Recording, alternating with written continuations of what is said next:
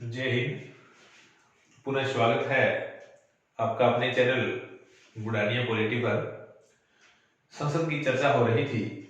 संसद के गत वीडियो में हमने लोकसभा और राज्यसभा का अध्ययन किया। अगर लोकसभा और राज्यसभा का तुलनात्मक अध्ययन किया जाए, इनकी शक्तियों का अध्ययन किया जाए, तो देखने में और व्यवहारिकता में ये लगेगा कि लोकसभा राज्यसभा से ज्यादा शक्तिशाली है। अगर राज्यसभा की शक्तियां देखी जाए तो राज्यसभा की मुख्यतः मेनली 3 शक्तियां होती है। आपको पहले बताया था। पहली शक्ति है जो लोकसभा से अलग है, अनुच्छेद 249। अनुच्छेद 249 में राज्यसभा राज्य सूची के विषय को राष्ट्रीय महत्व का घोषित कर सकती है, घोषित करके फिर केंद्र कानून बना सकती है। ये अधिकार ओनली और ओनली राज्यसभा के पास है, अनुच्छेद 249। दूसरी शक्ति है अनुच्छेद 312। अनुच्छेद 312 में राज्यसभा को अधिकार है कि वो अखिल भारतीय सेवाओं का सृजन करती है।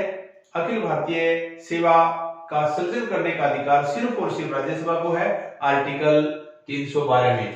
और जो तीसरी शक्ति है, तीसरी शक्ति वो है कि उपराष्ट्रपति जो राज्यसभा का पदेन सभापति होता है, उपराष्ट्रपति को हटाने की शुरुआत राज्यसभा ही कर सकता है। उपराष्ट्रपति को अगर हटाना चाहे तो हटाने की जो शुरुआत है, शुरुआत ओनली राज्यसभा ही करेगा। हाँ, बाद में लोकसभा का समर्थन चाहिए, लोकसभा का समर्थन होना चाहिए। ये 3 मुख्य बातें राज्यसभा की है, जो ब्रिटेन के हाउस ऑफ लॉर्ड के समान है, लेकिन लोकसभा राज्यसभा से ज्यादा शक्तिशाली है। वित्तीय मामलों में तो राज्यसभा न के बराबर है, वित्तीय मामलों में सिर्फ लोकसभा ही शक्तिशाली है। कौन से अधिकार जो लोकसभा के पास है?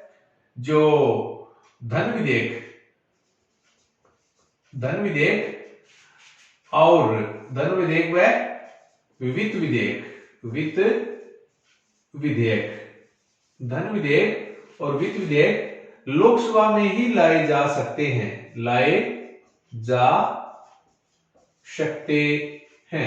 यानी जो धन विधेयक और वित्त विधेयक है वो राज्यसभा में नहीं लाए जा सकते हैं। कौन सा विधेयक धन विधेयक है या नहीं, ये अंतिम शक्ति लोकसभा अध्यक्ष के पास होती है। लोकसभा अध्यक्ष टैग के साथ ये घोषित करता है कि संबंधित विधेयक धन विधेयक है। आपको डीपली बताया था कि वित्त विधेयक 2 प्रकार से, 117(1) और 117(3).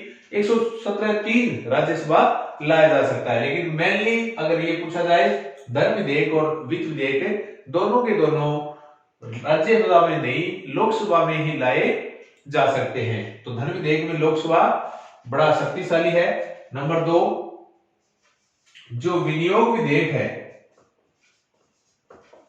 विनियोग विधेयक ये भी लोकसभा में ही लाया जाएगा। विनियोग विधेयक राज्यसभा में नहीं लाया जाएगा। जो तीसरी शक्ति जो है वो है मंत्री परिषद। मंत्री परिषद में पीएम भी आएगा। अगर उसको हटाना हो, मंत्री परिषद को हटाना हो, हटाने के लिए अविश्वास सिर्फ और सिर्फ लोकसभा में लाया जाएगा। मंत्री परिषद प्रधानमंत्री और किसी मंत्री के विरुद्ध अगर अविश्वास लाया जाए तो अविश्वास सिर्फ लोकसभा में ही लाया जाएगा, राज्यसभा में अविश्वास नहीं लाया जाएगा। नेक्स्ट है आपातकाल। एक तो आपातकाल की आपातकाल की घोषणा करना, और एक होता है आपातकाल रद्द करना। आपातकाल की घोषणा करना और आपातकाल रद्द करना। अगर लोकसभा है, लोकसभा भंग नहीं है, तो ये काम लोकसभा का ही माना जाता है। अगर लोकसभा नहीं है तो राज्यसभा का काम होता है। अगर लोकसभा है तो लोकसभा का काम होता है कि आपातकाल की घोषणा की जाए और आपातकाल जो लिया जा रहा है वो रद्द किया जाए। तो वित्त विधेयक है, यहां राज्यसभा जो धन विधेयक है, धन विधेयक सिर्फ 14 दिन रोक सकता है। 14 दिन रोक सकता है। 14वें दिन की बात कर रहा हूं। न तो कोई संशोधन कर सकता है, कुछ भी नहीं। हाँ, सिफारिश कर सकता है, सिफारिश कर सकता है कोई संशोधन की, लेकिन लोकसभा माने या न माने ये सारा का सारा काम किस पर निर्भर करता है? ये लोकसभा पर निर्भर करता है। ये लोकसभा के पास ये अधिकार होता है कि माने या न माने, क्योंकि राज्यसभा के पास धन विधेयक से संबंधित कोई शक्ति नहीं है। अनुदान मांगों पर राज्यसभा के पास कोई शक्ति नहीं है, यानी अनुदान मांगों पर, अनुदान मांगों पर राज्यसभा के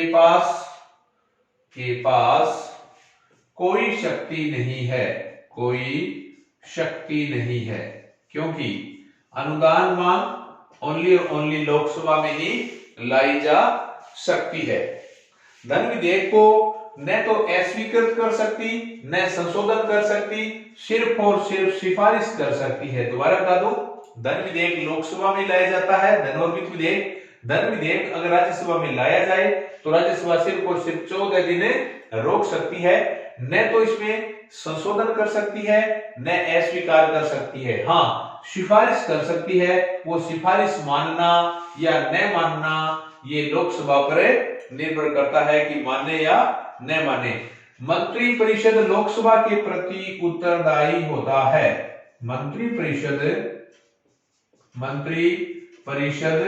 लोकसभा के प्रति उत्तरदायी होता है। बहुत बार प्रश्न आता है कि मंत्री परिषद सामूहिक रूप से किसके प्रति उत्तरदायी है? लोकसभा के प्रति उत्तरदायी है। इसका मतलब यह है कि अगर लोकसभा में बहुमत है तो ही मंत्री और पीएम अपने पद पर बने रहेंगे।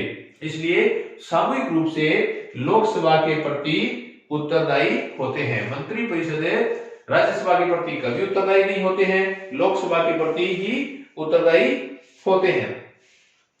समस्त व्यय, टोटल व्यय को स्वीकार करना लोकसभा के पास अधिकार होता है। समस्त जो व्यय है, व्यय को स्वीकार करना सिर्फ लोकसभा के पास अधिकार होता है। मैं तुलना करने जा रहा हूं कि राज्यसभा और लोकसभा दोनों में क्या अंतर है, क्या समानता है, क्या असमानताएं हैं। राज्यसभा के पास मेनली 3 मुख्य अधिकार है। अनुच्छेद 249 जो राज्य सूची का विषय होता है, अनुच्छेद 312 जो अखिल भारतीय सेवाओं का सृजन करती है, और उपराष्ट्रपति को हटाने की शुरुआत सिर्फ और सिर्फ राज्यसभा ही कर सकती है।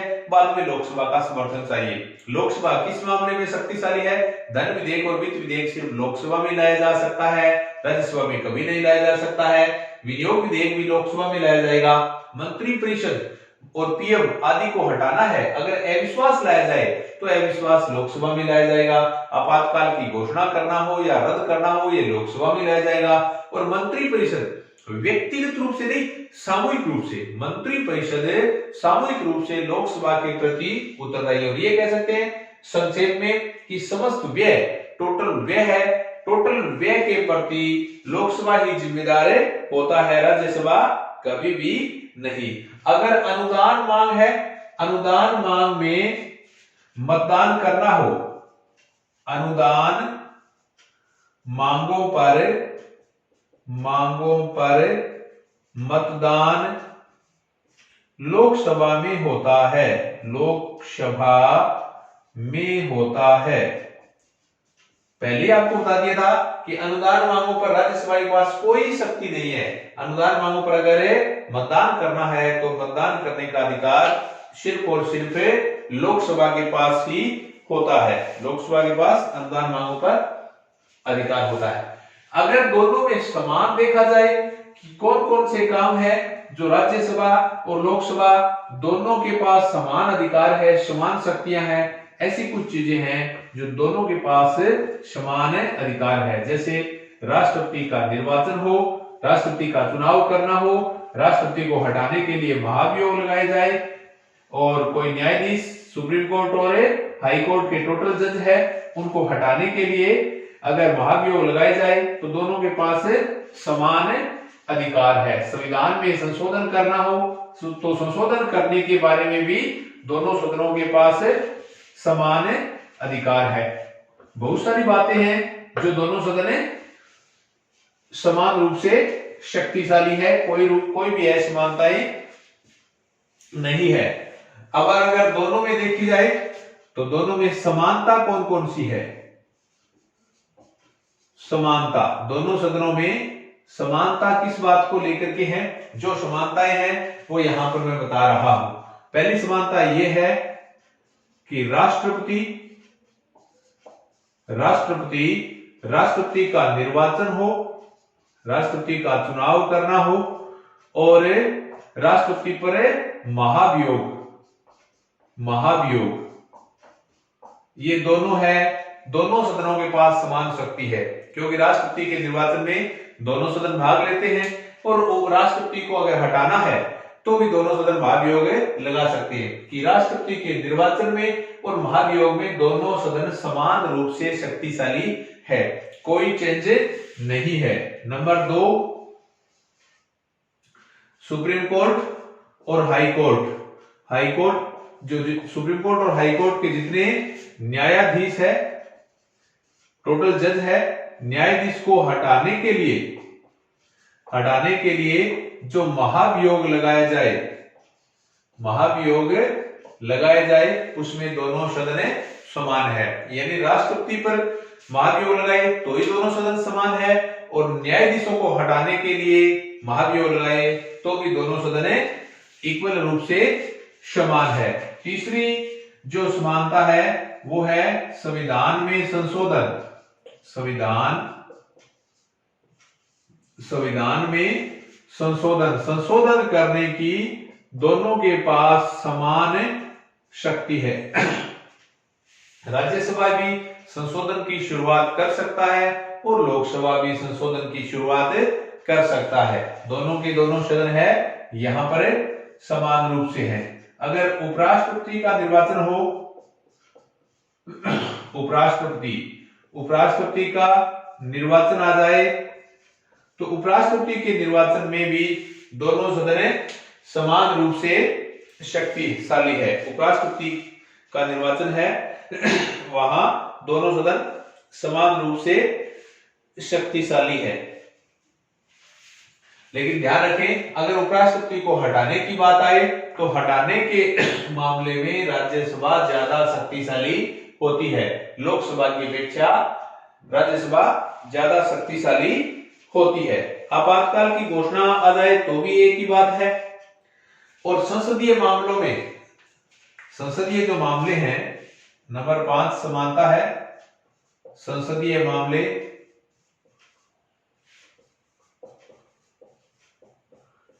में दंड आदि का अधिकार देने में, दंड आदि के अधिकार में भी दोनों सदन समान है। तो वो कौन कौन सी बातें हैं जो लोकसभा और राज्यसभा दोनों को समानता देती है?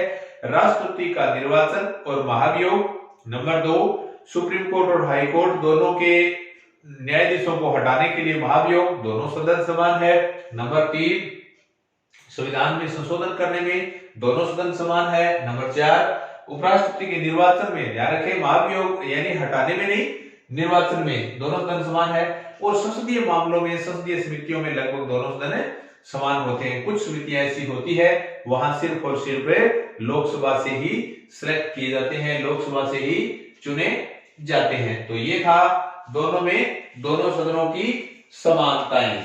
बहुत सारे मामलों में दोनों सदन समान है, ये मामले आपको बताया है। अब एक छोटा सा टॉपिक, क्योंकि लोकसभा करवा दिया, एक प्रश्न ये आता है कि लोकसभा का जो स्पीकर होता है, लोकसभा का पीठासीन अधिकारी होता है, उनके पास कौन कौन से अधिकार है, उनके पास कौन कौन सी शक्तियां हैं लोकसभा स्पीकर के पास।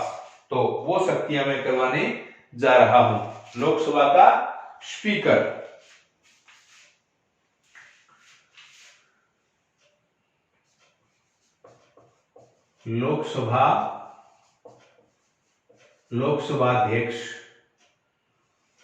लोकसभाध्यक्ष को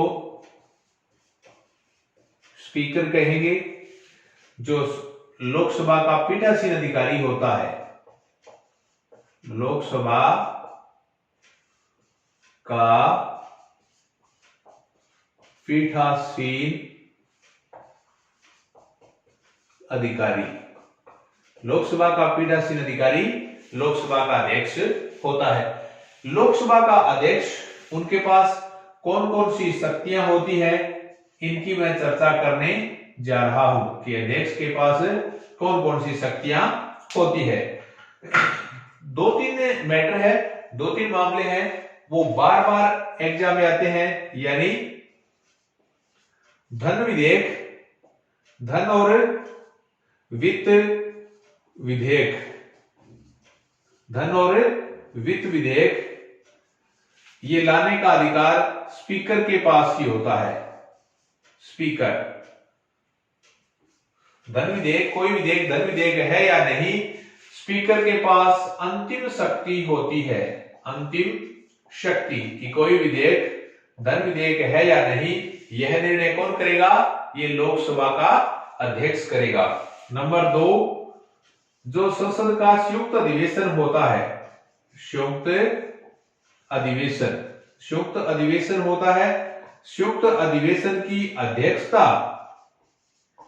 अध्यक्षता लोकसभा का अध्यक्ष करता है। ध्यान रखें, अगर संयुक्त अधिवेशन बुलाया जाए तो बुलाने का अधिकार राष्ट्रपति का है, अभिभाषित करने का अधिकार राष्ट्रपति का है, लेकिन संयुक्त अधिवेशन की अध्यक्षता लोकसभा अध्यक्ष करता है। अगर अध्यक्ष न हो तो उपाध्यक्ष करेगा, और अगर उपाध्यक्ष भी न हो तो राज्यसभा का उपाध्यक्ष ये लोकसभा के संयुक्त अधिवेशन की अध्यक्षता करेगा। तीसरा जो मुख्य काम है, जो लोकसभा के सदस्य होते हैं, लोकसभा के मेंबर होते हैं, सदस्य का मतलब एमपी, उनका जो दल बदल से संबंधित अंतिम निर्णय स्पीकर के पास होता है। अंतिम निर्णय स्पीकर का होता है। दल बदल से संबंधित जो लोकसभा के मेंबर होते हैं, उनके दल बदल से संबंधित अंतिम निर्णय स्पीकर का होता है। स्पीकर लोकसभा का पीठासीन अधिकारी होता है। लोकसभा की संपूर्ण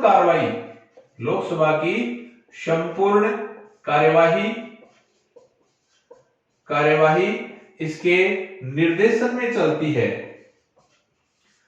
लोकसभा के अध्यक्ष के निर्देशन में लोकसभा की संपूर्ण कार्रवाई चलती है। नंबर 5 है, लोकसभा का जो महासचिव होता है, लोकसभा का महासचिव, लोकसभा के महासचिव की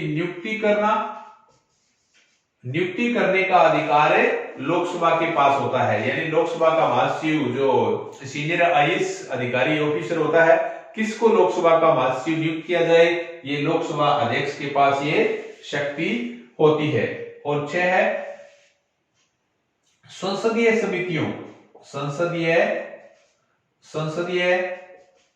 समितियों पर पूर्ण नियंत्रण होता है। संसदीय समितियों पर पूर्ण नियंत्रण स्पीकर का ही माना जाता है। ध्यान रखिए, 2-3 समिति है, नियम समिति, कार्य मंत्रणा समिति और संचालन समिति।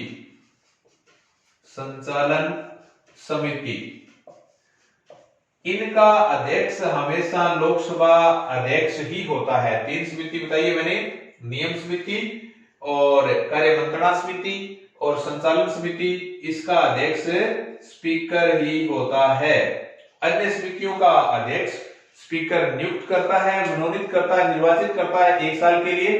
संसदीय समितियों में वो व्यक्ति आते हैं जो मंत्री नहीं होते हैं, लेकिन किस व्यक्ति को लेना है, ये सारा काम लोकसभा अध्यक्ष के पास होता है। 3 समितियों का, जैसे वर्तमान में देखा जाए कि भारत में नियम समिति का अध्यक्ष कौन है, संचालन समिति, कार्य मंत्रणा समिति का अध्यक्ष कौन है, संचालन का कौन है, तो ओम प्रकाश बिरला है, क्योंकि वर्तमान में लोकसभा के स्पीकर हमेशा ही रूल है कि इन समितियों का अध्यक्ष है वो लोकसभा का अध्यक्ष ही होता है। संपूर्ण कार्रवाई का निर्देशन करता है और लोकसभा के लिए कोरम निर्धारित करता है। कोरम का मतलब है गणपूर्ति। गणपूर्ति गणपूर्ति का मतलब होता है 1/10, यानी संसद को, लोकसभा को चलाना है, कितने मेंबर आए, 1/10 है या नहीं। कोरम के बारे में संपूर्ण अधिकार लोकसभा अध्यक्ष के पास ही होता है। लोकसभा अध्यक्ष ही निर्धारित करता है कौन सा सदस्य कब बोलेगा, कितने टाइम बोलेगा, क्योंकि ये संपूर्ण कार्रवाई लोकसभा के अध्यक्ष के नियंत्रण में होती है। क्योंकि लोकसभा अध्यक्ष ही उसको ही सूचना देनी होती है कि संबंधित मेंबर बोलना चाहता है, क्या बोलना चाहता है। ये टोटल बातें लोकसभा अध्यक्ष के पास होती है। बैठकों के लिए टाइम निर्धारित करना, समय और दिन निर्धारित करना, ये लोकसभा अध्यक्ष के पास होता है। लोकसभा अध्यक्ष मत नहीं देता है, लेकिन निर्णायक मत देता है। निर्णायक मत कब देगा? जब दोनों सदनों के पास समान मत आ जाए, बराबर वोट आ जाए। बराबर वोट आने पर निर्णायक वोट देने का अधिकार लोकसभा अध्यक्ष के पास होता है, उसके पास निर्णायक मत का अधिकार होता है। सामान्य रूप से ये मतदान नहीं करता है। संसदीय समितियों पर जो याचिका समिति है, याचिका समिति इसकी अनुमति से ही रखी जाती है। वैसे तो टोटल समितियों पर नियंत्रण इसका ही होता है। लोकसभा की महासचिव, लोकसभा का महासचिव आपको पहले बता दिया। एक बात है कि किहोतो होलोहान और जाचिल्लू, एक केस है किहोतो होलोहान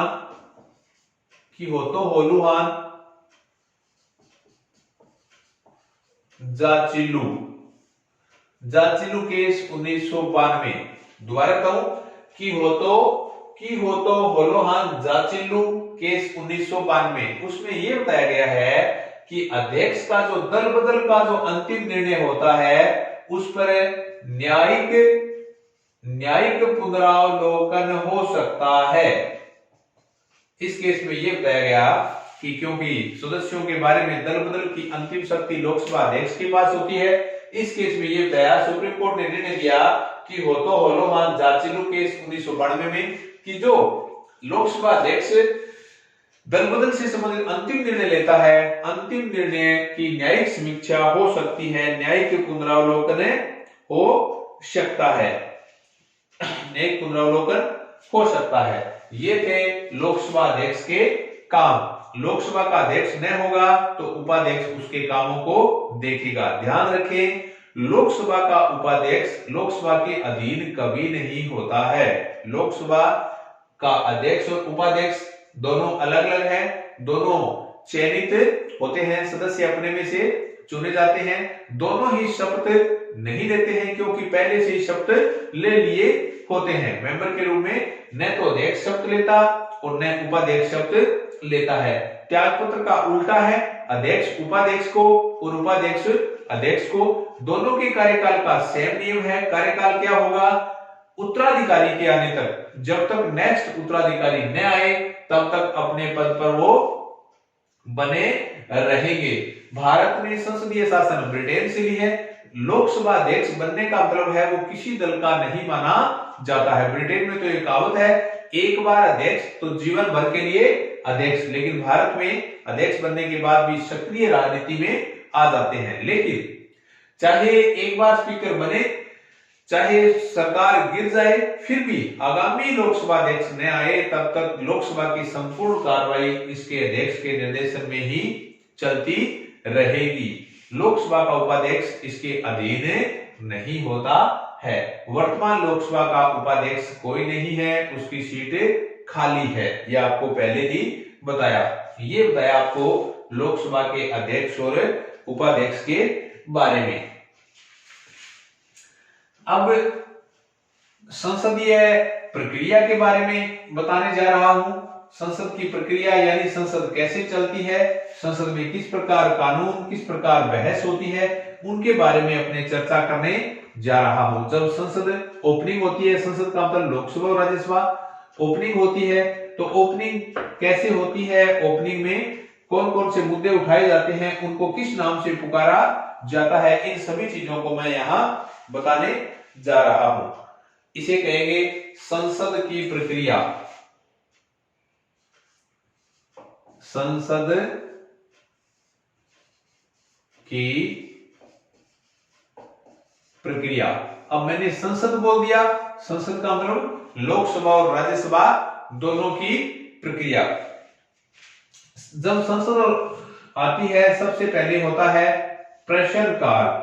प्रश्नकाल नंबर 1 पर आता है प्रश्नकाल, चाहे लोकसभा हो या राज्यसभा हो। प्रश्नकाल होता है 11 से 12 बजे तक, 1 घंटे का टाइम होता है। क्वेश्चन पूछे जाते हैं प्रश्नकाल में। जो लोकसभा के और राज्यसभा के मेंबर होते हैं वो मंत्रियों से प्रश्न पूछते हैं, और प्रश्न 3 प्रकार के प्रश्न होते हैं। प्रश्न जब पूछे जाते हैं तो 3 प्रकार के प्रश्न होते हैं, तारांकित प्रश्न और अतारांकित प्रश्न और अल्प सूचना के प्रश्न। प्रश्न 3 प्रकार के होते हैं, तारांकित और अतारांकित, और तीसरा है अल्प सूचना के प्रश्न। कुछ मेंबर ऐसे होते हैं जो सदन के अंदर मौखिक उत्तर लेना चाहते हैं, कुछ ऐसे होते हैं जो लिखित में जवाब चाहते हैं। जो सदस्य मौखिक उत्तर चाहते हैं उनके आगे लोकसभा अध्यक्ष स्टार लगा देता है। स्टार यानी STAR, स्टार का मतलब तारा अंकित। दोबारा बताऊं, जो सदस्य मौखिक में उत्तर चाहते हैं उनके आगे संबंधित सदन का अध्यक्ष स्टार लगा देता है। स्टार का मतलब तारा अंकित। ये तारा अंकित का मतलब ये प्रश्न मौखिक होते हैं तो इनके पूरक प्रश्न पूछे जा सकते हैं। पूरक प्रश्न का मतलब एक प्रश्न का दूसरा। लगभग 20 के लगभग ये प्रश्न पूछे जा सकते हैं। ये 20 का 25 भी हो सकता है, लेकिन न्यूनतम या एक मिनिमम एक आंकड़ा दिया है, लगभग 20 प्रश्न पूछे जाते हैं। अच्छा, जो भी प्रश्न है, प्रश्नों की सूचना स्पीकर को देनी होती है। स्पीकर को देनी होती है और स्पीकर को 10 दिन पहले देनी होती है, क्योंकि दोनों सदनों के अध्यक्ष अलग अलग होते हैं। लोकसभा का अध्यक्ष लोकसभा अध्यक्ष होता है और राज्यसभा का उपराष्ट्रपति होता है। दोनों की कार्रवाई अलग अलग चलती है, इसलिए जो मेंबर प्रश्न पूछे उनकी सूचना 10 दिन पहले देनी होती है। जो मौखिक में पूछना चाहे उनके आगे स्टार लगा दिया जाता है। आमने सामने प्रश्न है तो प्रश्न का दूसरा प्रश्न पूछा जा सकता है, इसे पूरक। और आमतौर पर ये कम पूछे जाते हैं, ये लगभग 20 के लगभग। जो सदस्य मौखिक नहीं लिखित में जवाब देते हैं चाहते हैं उनके आगे स्टार नहीं लगाया जाता है। स्टार नहीं का मतलब अतारांकित, तारा नहीं यानी स्टार नहीं लगाया जाता है। अतारांकित हो गया। जिनके आगे स्टार नहीं लगाया जाएगा वो लिखित में होते हैं। अब लिखित में प्रश्न आए तो लिखित में पूरक प्रश्न नहीं हो सकते, क्योंकि लिखित में बहुत लंबे चौड़े प्रश्न हो सकते हैं, पूरक प्रश्न नहीं हो सकते। और जब लिखित में देने हो तो ये प्रश्न ज्यादा हो सकते हैं, लगभग 230 के लगभग प्रश्न पूछे जा सकते हैं। तो जिनके उत्तर लिखित में चाहे उन्हें अतारांकित कहते हैं, उनके पूरक प्रश्न नहीं होते हैं और लगभग 230 प्रश्न पूछे जाते हैं। अल्प सूचना के ये राष्ट्रीय महत्व के प्रश्न होते हैं। जैसे ही सदन चल रहा है, कोई देश में घटना घट गई, जैसे भारत चाइना दोनों की आर्मी बॉर्डर पर आ गई या दूसरे देशों के साथ कोई संबंध बिगड़ गया, ये राष्ट्रीय महत्व के प्रश्न होते हैं। ये बिना सूचना के भी पूछे जा सकते हैं और ये प्रश्न मौखिक होते हैं। उनके पूरक भी हो सकते हैं, क्योंकि ये राष्ट्रीय महत्व के प्रश्न होते हैं। नेक्स्ट जो प्रश्न होते हैं वो होते हैं निजी सदस्यों से पूछे जाने वाले प्रश्न। वैसे 3 प्रकार के होते हैं, लेकिन फिर भी निजी सदस्यों से प्रश्न। अब निजी सदस्य कौन से होते हैं? जो सदस्य मंत्री नहीं होते। मंत्री नहीं होते वो किसी संसदीय समिति के प्रति जिम्मेदार होते हैं, जिम्मेदार होते हैं। ऐसे सदस्यों से निजी प्रश्न पूछे जा सकते हैं। संकल्प या कार्रवाई के प्रति उत्तरदायी होते हैं। किसी संकल्प या कार्यवाही के प्रति उत्तरदायी होते हैं। दोबारा दो, निजी सदस्य वो सदस्य जो मंत्री नहीं है, उनसे भी प्रश्न पूछे जा सकते हैं, लेकिन वो कौन से सदस्य हैं जिनसे प्रश्न पूछेंगे? जो किसी संकल्प के प्रति उत्तरदायी है, कोई कार्रवाई के प्रति उत्तरदायी है, कोई समिति के प्रति उत्तरदायी है, उनसे प्रश्न पूछे जा सकते हैं। तो प्रश्न ऐसे 3 प्रकार के होते हैं। प्रश्नकाल 11 बजे से लेकर 12 बजे तक का टाइम प्रश्नकाल कहलाता है। प्रश्नकाल के बाद का टाइम आएगा शून्यकाल। प्रश्नकाल के बाद नेक्स्ट टाइम है वो आएगा शून्यकाल, 0 आवर्स। संसदीय प्रक्रिया में दूसरी जो प्रक्रिया है वो मानी जाएगी शून्यकाल। नंबर 2, शून्यकाल। बहुत बार ये पूछते हैं शून्यकाल कब होता है? 12 बजे के बाद। 12 बजे के बाद का जो टाइम है वो शून्यकाल का कहलाता है। शून्यकाल में कौन कौन सी बातें हैं? ये विश्व को, शून्यकाल विश्व को भारत की देन मानी जाती है। पूरी दुनिया को भारत की देन मानी जाती है, क्योंकि शून्यकाल की शुरुआत इंडिया में हुई थी 1960 से लेकर 1962 के बीच शून्यकाल शब्द की उत्पत्ति हुई थी। ऐसे प्रश्न बिना सूचना के प्रश्न पूछे जाते हैं। बिना सूचना के प्रश्न शून्यकाल में, जैसे प्रश्नकाल है, प्रश्नकाल पूछने से पहले 10 दिन पहले सूचना देनी होती है, लेकिन शून्यकाल में बिना सूचना के प्रश्न पूछे जाते हैं।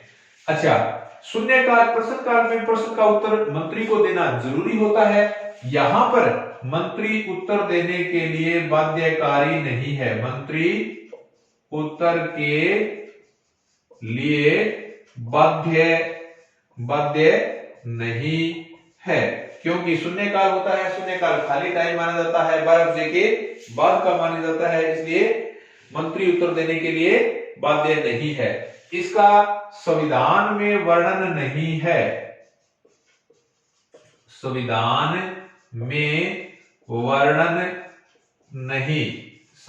में वर्णन नहीं माना जाता है। तो पहला आ गया प्रश्नकाल 11 से 12, दूसरा आ गया शून्यकाल 12 बजे के बाद। फिक्स टाइम नहीं है, लगभग 12 से 1 मानो, लेकिन फिक्स नहीं है, 12 बजे के बाद।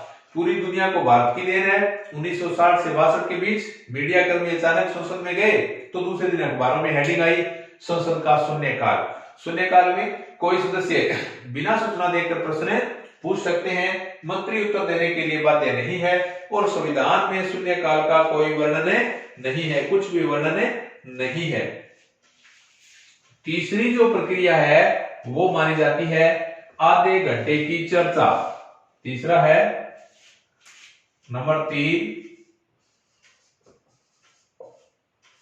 आधे घंटे की चर्चा। आधे घंटे की चर्चा को रूल 55 भी कहते हैं। रूल 55, आधे घंटे की चर्चा को रूल 55 भी कहते हैं। आधे घंटे का टाइम 5 से 5:30 PM माना जाता है। 5 बजे से लेकर 5 से 5:30 तक का टाइम माना जाता है।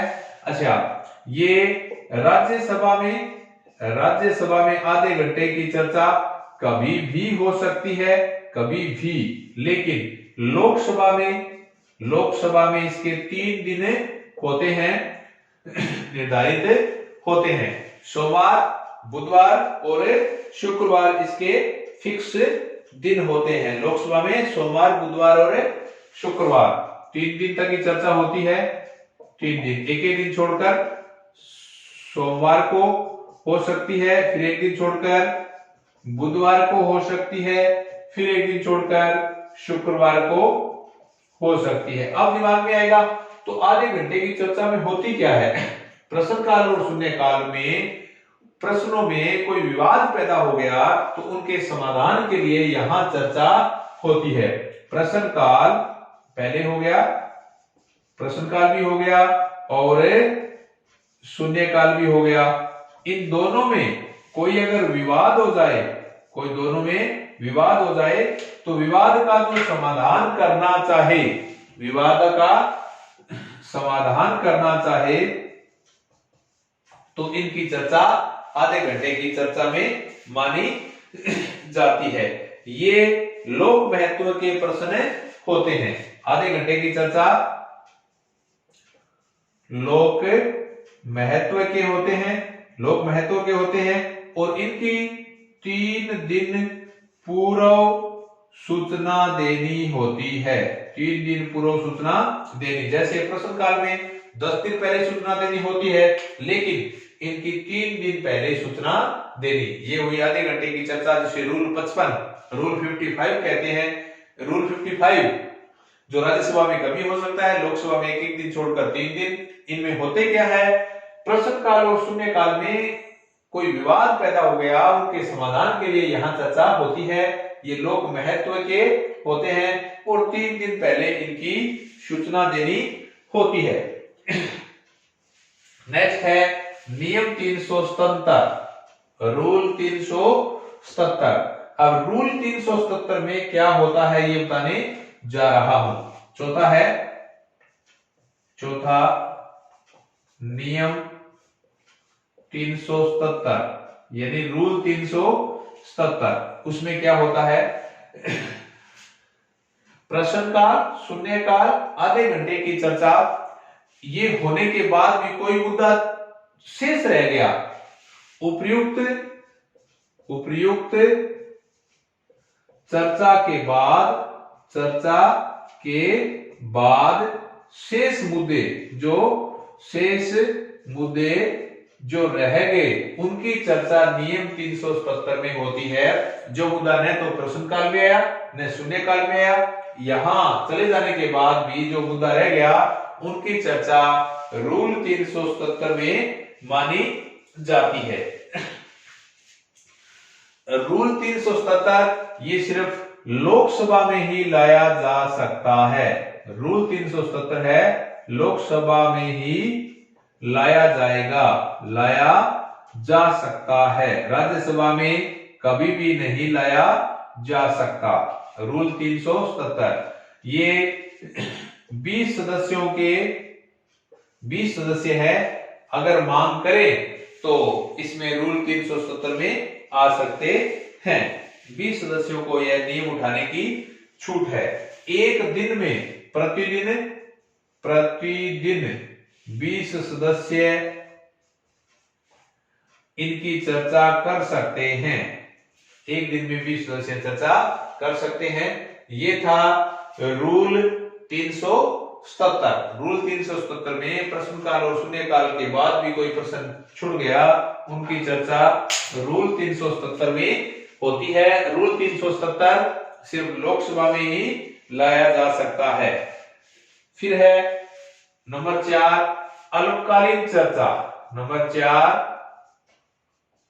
अल्पकालीन चर्चा। अल्पकालीन चर्चा है, ये राष्ट्रीय महत्व के प्रश्न होते हैं। राष्ट्रीय महत्व के प्रश्न होते हैं। राष्ट्रीय महत्व के प्रश्नों पर ध्यान दिलाने के लिए इनकी शुरुआत होती है। अल्पकालीन चर्चा की शुरुआत 1953 से मानी जाती है। राष्ट्रीय महत्व के प्रश्न है, 1953 से अल्पकालीन चर्चा की शुरुआत मानी जाती है। ये भी लोक महत्व के प्रश्न होते हैं। कार्य मंत्रणा समिति की सिफारिश पर, ये कार्य मंत्रणा समिति अभी अभी बताया था, क्योंकि कार्य मंत्रणा समिति का अध्यक्ष है वो लोकसभा अध्यक्ष होता है।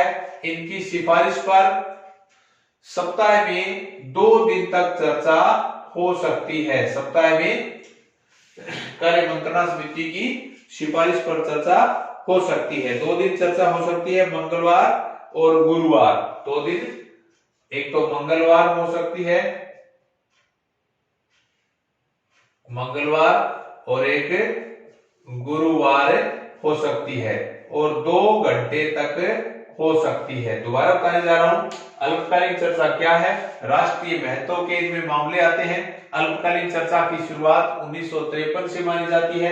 कार्य मंत्रणा समिति की सिफारिश पर 2 दिन, सप्ताह में 2 दिन ही चर्चा होती है, एक तो गुरुवार और एक शुक्रवार। इनकी 2 घंटे तक चर्चा होती है।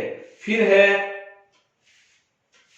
कोई भी सदस्य, अनुच्छेद 140 ये कहता है, अनुच्छेद 140 एक नई बात बताने जा रहा हूं, कोई भी सदस्य प्रतिदिन 500 रुपए जमा करके संसद की कार्रवाई में भाग ले सकता है, संसद की कार्रवाई देख सकता है। बोलने का, वोटिंग का अधिकार नहीं है। अनुच्छेद 140 में यह वर्णन है कि कोई भी सदस्य संसद की कार्रवाई में भाग ले सकता है, वोटिंग करने का अधिकार नहीं है, बोलने का अधिकार नहीं है, सिर्फ देखने का ही ओनली अधिकार माना जाता है। अनुच्छेद 140 में इस बात का वर्णन है। एक है अनुच्छेद 88। अनुच्छेद 88 में महान्यायवादी जिसे अटॉर्नी जनरल कहते हैं, अटॉर्नी जनरल दोनों सदनों की कार्रवाई में भाग ले सकता है, लेकिन वोट देने का अधिकार नहीं माना जाता है। भाग ले सकता है, ये बोल भी सकता है, बोल सकता है, लेकिन वोट नहीं दे सकता। अनुच्छेद 88 कहता है जो भारत का अटॉर्नी जनरल मान्यवादी होता है वो कोई भी सदन में जा सकता है, बोल सकता है, लेकिन वहां पर उन्हें वोट देने का कोई अधिकार नहीं माना जाता है। वोट देने का कोई अधिकार यहां नहीं है। नेक्स्ट, संसद की कार्रवाई में कुछ रूल्स और बताने जा रहा हूं, जो छोटे छोटे प्रक्रिया के संबंधित रूल्स है, जैसे नियम 193, नियम 184, नियम 188, ये इनके ही रूल माने जाते हैं। नियम 388 नेक्स्ट है, नियम 388। नियम 388 में क्या है कि किसी मुद्दे से हटकर अन्य बातों पर, अन्य महत्वपूर्ण बिंदु पर चर्चा करना नियम 388 कहलाता है। यानी अन्य विषय पर चर्चा, जो विषय चल रहा है उनको छोड़कर अन्य विषय पर चर्चा करने का प्रावधान नियम 388 में माना जाता है। फिर है नियम 184। नेक्स्ट है नियम 184। नियम 184 में जनहित के मामलों पर चर्चा की जाती है। रूल 184 कहता है कि जो मामले जनहित में है, लोगों के हित के मामले होते हैं, वहां पर इसमें चर्चा की जा सकती है। जनहित के मामलों में चर्चा की जा सकती है, लेकिन बाद में यहां मतदान करवाया जाता है, इसलिए प्राय सरकार नियम 184 में बसती है। जनहित के मुद्दों पर चर्चा की जाती है। नेक्स्ट है नियम 193। नियम 193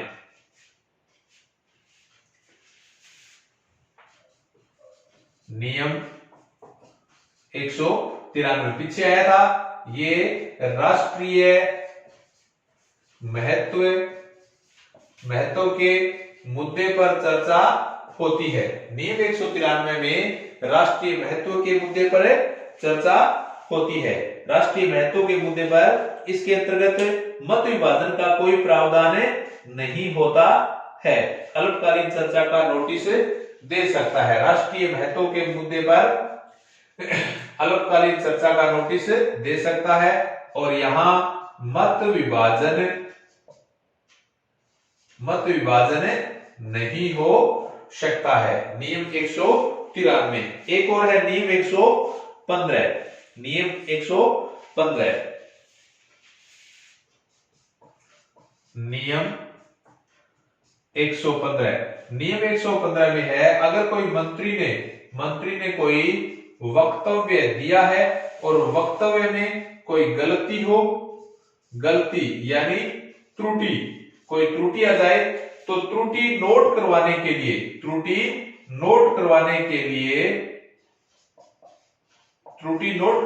लिए इनकी चर्चा यहां की जाती है। तो ये छोटे छोटे रूल्स बताए हैं। प्रश्नकाल 11 से 12 बजे तक प्रश्न 3 प्रकार के होते हैं। शून्यकाल 12 बजे के बाद का टाइम, भारत की देन है, संविधान में वर्णन नहीं है, बिना सूचना के प्रश्न पूछे जाते हैं। आधे घंटे की चर्चा शाम को होती है 5 से 5:30 बजे के बीच होती है। राष्ट्रीय महत्व के मुद्दे पर रूल 55 कहते हैं। नियम 377 जो मुद्दे रह गए उनकी चर्चा होती है, लेकिन नियम 377 लोकसभा में उठाया जा सकता है। रूल 388, अगर कोई विषय पर चर्चा चल रही है उनको छोड़कर अन्य विषयों की चर्चा करनी है तो यहाँ रूल 388 पर चर्चा की जाती है।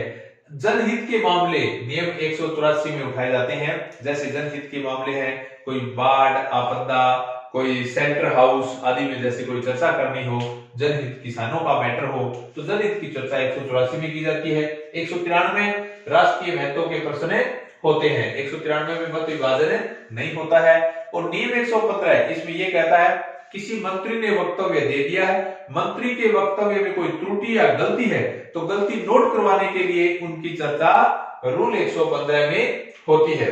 एक बात यहां पर बताने जा रहा हूं, पहले बताया था, एक होता है विधेयक, पहले भी बताया था, यानी बिल, और एक होता है कानून, यानी एक्ट, अधिनियम। राष्ट्रपति के साइन से पहले विधेयक कहलाता है, क्योंकि कानून तो भी बनता है राज्यसभा, लोकसभा और राष्ट्रपति तीनों से मंजूरी मिल जाए। राष्ट्रपति के साइन से पहले विधेयक या बिल कहलाता है, लेकिन जैसे ही राष्ट्रपति साइन कर दे तो वो कानून बन जाता है, एक्ट बन जाता है, अधिनियम बन जाता है। उम्मीद करता हूं कि ये संसद की कार्रवाई का वीडियो आपको अच्छा लगा होगा। वीडियो अगर अच्छा लगे तो प्लीज ज्यादा से ज्यादा शेयर कीजिए, सब्सक्राइब कीजिए। नेक्स्ट आगे वाले वीडियो में संसद की कार्रवाई और बढ़ेंगे। तब तक जय हिंद, धन्यवाद।